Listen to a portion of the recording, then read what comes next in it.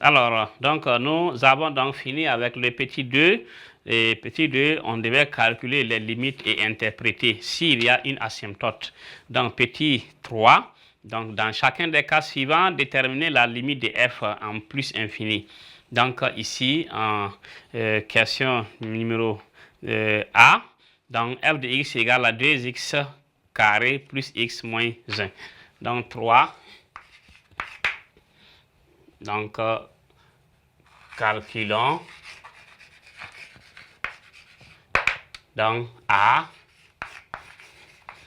limite de f de x lorsque x tend vers plus l'infini égale à limite de 2x au carré plus x moins 1 lorsque x tend vers plus l'infini.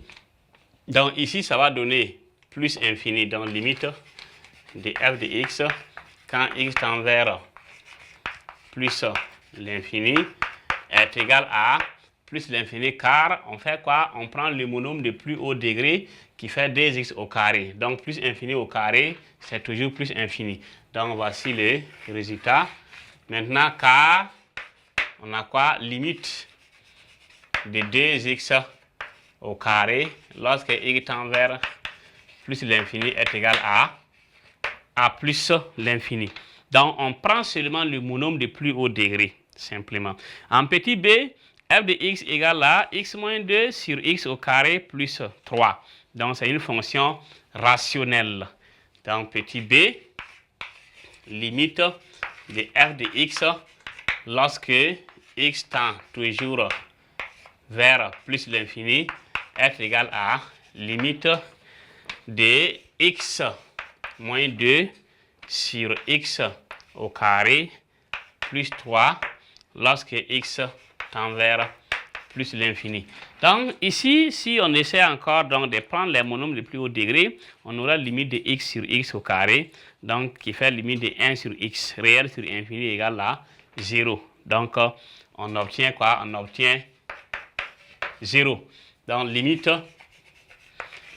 de f de x lorsque x tend vers plus infini est égal à 0, car, oui, donc ici, pourquoi la limite donne 0? La limite donne 0 car si on prend donc les monômes de plus haut degré, on aura quoi? On aura limite donc de x sur x au carré lorsque x tend vers plus l'infini qui donne réel sur infini qui fait 0. Et la dernière limite, ça fait moins 3x au carré plus 1.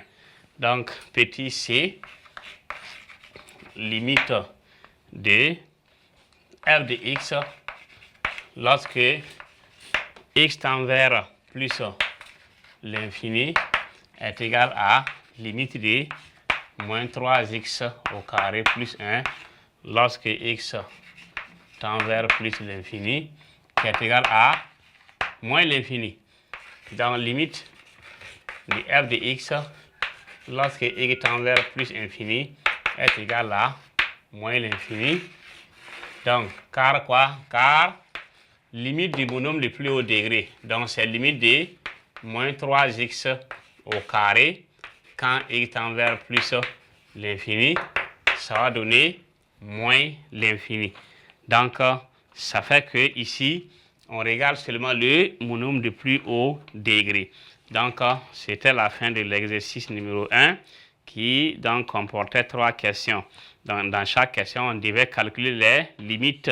Et en petit 2, ici, on veut calculer les limites et on interprète s'il y a une asymptote ou pas. Donc, voici comment on traite cette partie. Nous allons voir l'exercice suivant qui est l'exercice numéro 2.